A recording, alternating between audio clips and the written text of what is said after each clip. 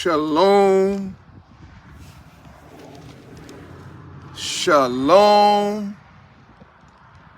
Shalom to all of you, my father's children. It's Dr. Yoshiyahu Dawid ben Israel Moreh here at the Awakening Remnant Koalition,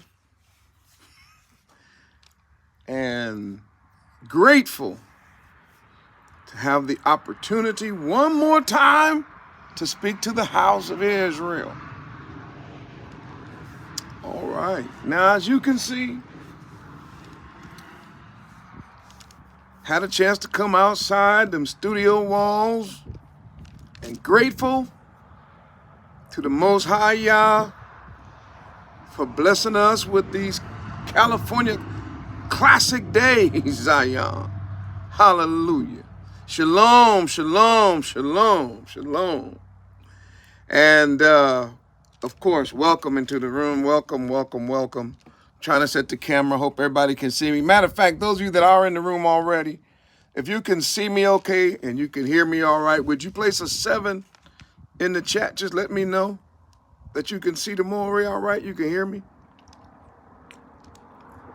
Hallelujah, hallelujah. Shalom, shalom, shalom. Now, woo, shalom, shalom. Now, the reason that I came on live, and I wanted to do this, just sort of right now, because when things get pressed on me, I know I keep saying that, but it's true. When things start to press on me, I can't move forward until I feel like I have, relieved the burden that the Most High has placed on me. And this time around, it's one of those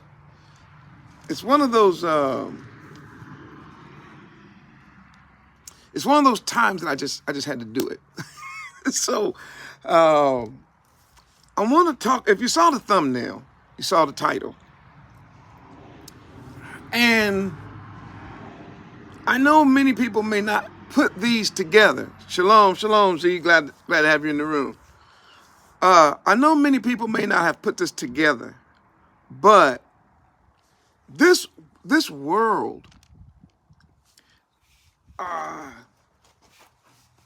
although it may seem that everything is stationary, it may seem that things are just going along like they always have. It might seem to some that we are in sort of a stationary or static situation. But the truth is, and I mean the truth, is that everybody is heading somewhere. Everybody's heading somewhere. Everyone. And of course, I'm not going to keep you on a cliffhanger. Of course, the place that we are all going, we are eventually all going to the same place, and that is, we're going to the judgment. We're going to the judgment. Everybody. And there's levels to that. There's levels. There's levels to think about when we think about the judgment. Because when Yah calls the world into judgment, Netanyahu's in the house. Shalom, shalom, shalom. When Yah calls the world into judgment, he calls the world on at least 3 levels. At least 3. I probably, if I wanted to, I probably could come up with 2 more. I mean, solid things. But for now, I just want to talk about the big 3. Okay, so the first level that we see, or that people want to know about, is when he calls the world into judgment. Okay, the world. That means the whole world is going into some type of judgment before Yah. That Yah is judging the entire world. That's one big, huge category all by itself. All right, so the world itself will be in judgment. I hope you catch that one. Woo-wee. So, more, what's the second one? The second one is that every individual nation will be judged. So we have a global judgment coming. And then we have a national judgment coming. Now, if you're rolling with the Moreh, I'm talking about just this far. We're not even 10 minutes in. If you can already see, we already see 2 levels of judgment. One for the whole world, and then we break it down, and we see that every nation of the world will be judged as individual nations. If you can see that and understand that, oh, wow. Put a 100 in the chat, please. Put a 100. Woo-wee. And I see them 100s rolling. Last but not least, and this is not necessarily in order of, I guess, importance, because they're all important. But the last one I'm going to speak about today is then individual judgment. That means you and me. All right, so all of us will get judged. So there'll be a time when this world is going to be judged. Everybody in the world. There's also a time when every nation of the world is judged as a nation. And then there will be a time when every individual, and this is why I said I could probably do 2 more easy. I could probably do 2 more categories. Because when we start talking about nations, we can divide those nations into what? Gentile nation, and of course, Yah's chosen, or the house of Israel. So that could be we could break that up when we talk about nations. We could also have another subgroup when we talk about individuals. We could be talking about families, individual families, and then each individual in the family also being judged. So we could break it down even more. But for now, I just want to talk about those big 3. So I want to talk about the fact that there's the world is heading toward a judgment, and that every single individual nation is headed toward a judgment. And then ultimately, every single person is going to end up in the judgment. We're all going. We're all going. The judgment is inevitable. And the judgment is the judgment is bigger than time. The judgment is bigger than time. In other words,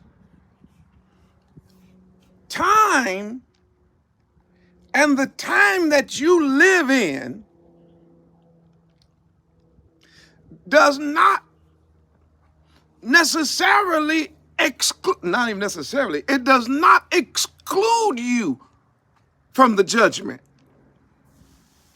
You can't say, woo, so-and-so, I mean, years ago, at least they didn't have to go to the judgment.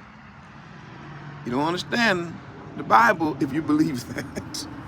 We all gotta go. We all have to go. It's appointed. And whether you were born 5,000, 10,000 years ago, whether you were born today or whether you're the last person born, no one escapes that. So now let's take it back big. This world is not going to escape the judgment. Every time Netanyahu's in the room, I get encouraged because we talk about things, and sometimes, I mean, I'm with that with everybody, but Nat is just one of those biblical scholars. Do you know that the Bible talks about our world as one world? Which tells us then that, do you know that all of the worlds will be judged? We are one of the others. There will be more. The final judgment will include the universe. Worlds will stand before our King at the end. I'm not going to get into that, but there's another world of angels, and the judgment day is coming for them too. I ain't got time for that. That's not where I'm at today. I'm not there right now. What I'm saying is that this world itself goes into the judgment.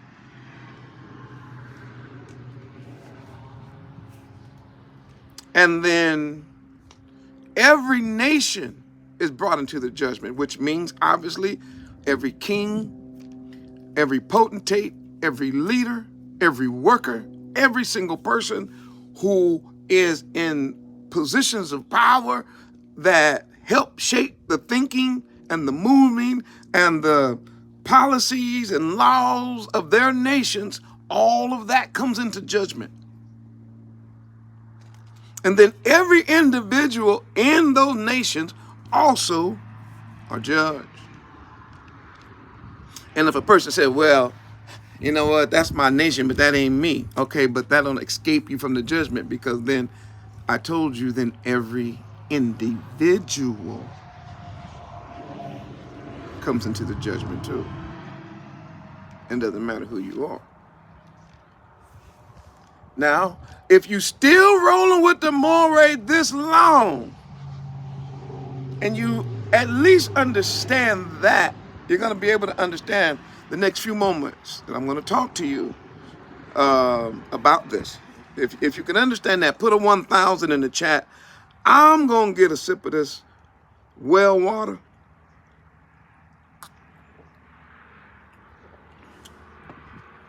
And we're going to continue. And we're going to continue. Whew. So let's, and told our about for them 100,000s. I see it going through. Hallelujah. Now let's examine first the necessity of a World War III. Why is it necessary? Why do we even need one?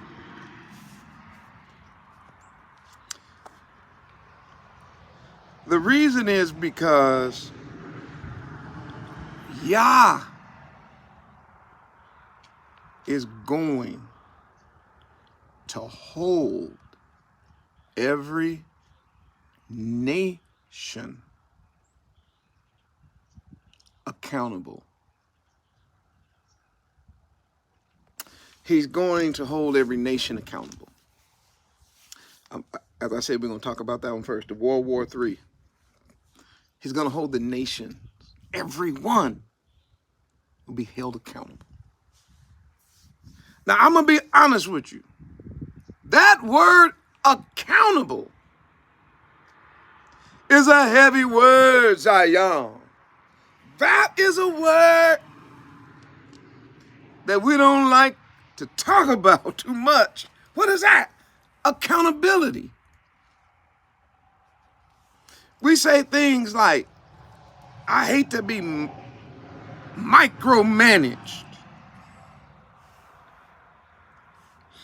We say things like, I hate it when my boss, as if you got a job, you know, is always looking over my shoulder.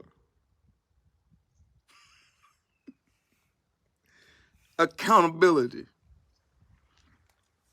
Somebody say, I ain't got money for this and for that. And then somebody come along and say, well, let me see all of your spending. Let me see your bank account. Let me see your check stubs. Let me see your cash flow. Let me see all your expenditures. Let me see whether or not you're telling the truth. That's my business, child. Look, you better get about my business. Ain't none of your business. We hate accountability. Nobody wants to be held accountable. If you say that to somebody, they automatically get offended. Now watch. If what they are saying is true, they don't care. As a matter of fact, let's go back to the first illustration.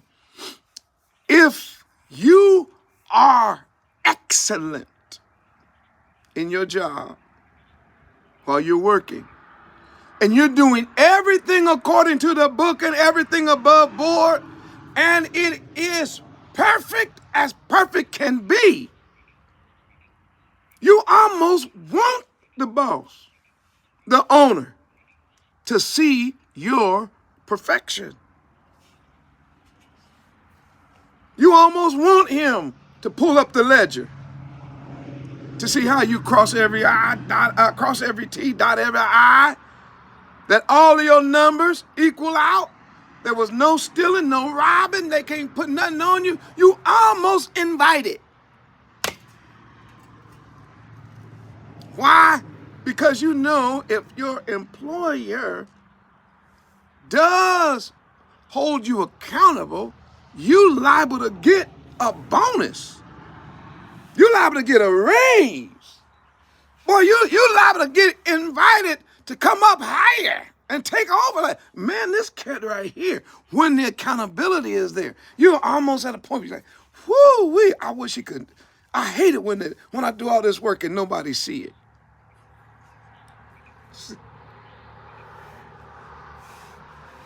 Or when you have nothing to hide, you haven't been slouching around and doing what you ought not, and someone say, let me see your books.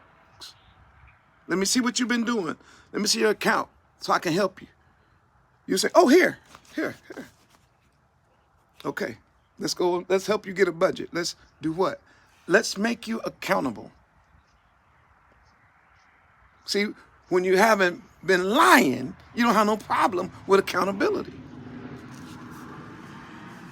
Now, again, I just want you to understand how that word, accountability, to be accountable for something, being a term that we use a lot of time in commerce and economics and all that, where we take an account of something as accountable. We have to understand something about that. That accountability is a very difficult concept for people who have been trained by this crazy world not to be accountable. And it almost sounds like a bad word when somebody say, you need to be held accountable.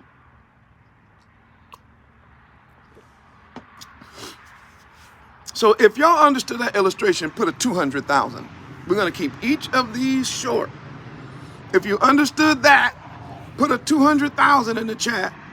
that you understand, oh yeah, okay, I get what you mean when you talk about accountability. I see what you mean. And I see them 200,000. When my baby girls do anything without having to ask anything that you know, like as a parent, I'm gonna use something very simple. Let's say, for instance, they clean up their room 100%. Everything is put away. Everything is folded. The floor is vacuumed. The bed is made. The clothes is all washed and clean. The closet is straightened out, and the walls are decorated. And you know what? You know what they do when Pop walk in the house? Dad, come see my room. Dad. I'm like, yeah, baby. Come see my room. Come see my room.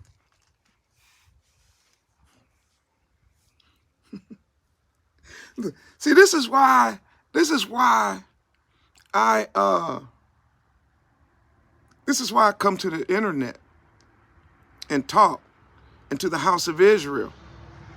Because when you can bring this kind of insight and people's eyes start opening, they start to realize something about the way we relate to our Abba Yah. See, the only time that they have a problem with their room is when it's in disarray, right? Then when I come through the door, you hear doors not opening, closing, blam, bam. What just happened? What's going on? Oh no, nothing, Dad, nothing. I just didn't want you to see my room. Why not? Nothing. I just need, cause I haven't finished cleaning it yet. I haven't finished, but I'm working on it. See.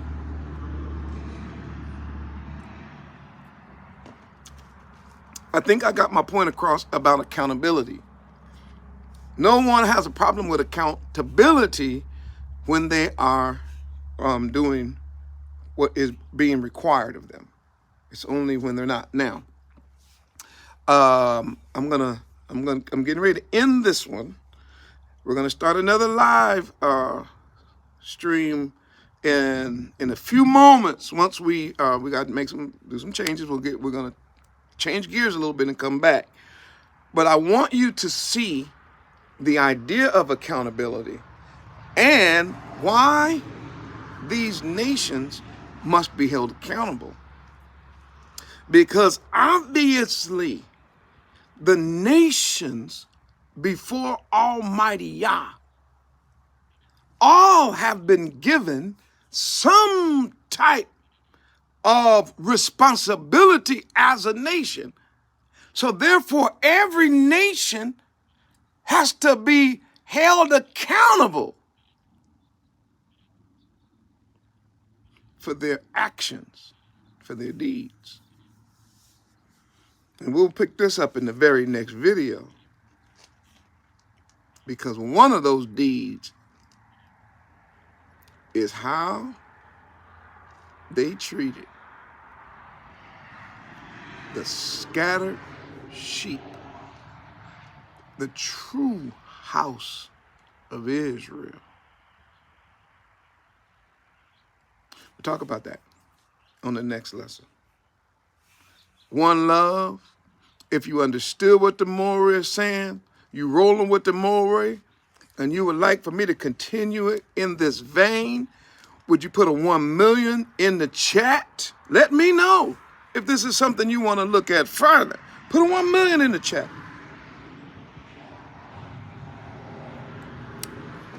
Oh, I see it. Hallelujah. If only one of y'all would have did it, I was going to continue forward. So yes, we're going to continue with this thought in a moment. Toda Rabbah. Of course, don't forget to be a support to the work of the ARK, especially if these messages are encouraging you and helping you, and you want to see them continue, and you want to also help us continue to wake up the house of Jacob. I sure appreciate all of us here at the ARK. Really appreciate your support. One love, Zion. Shalom.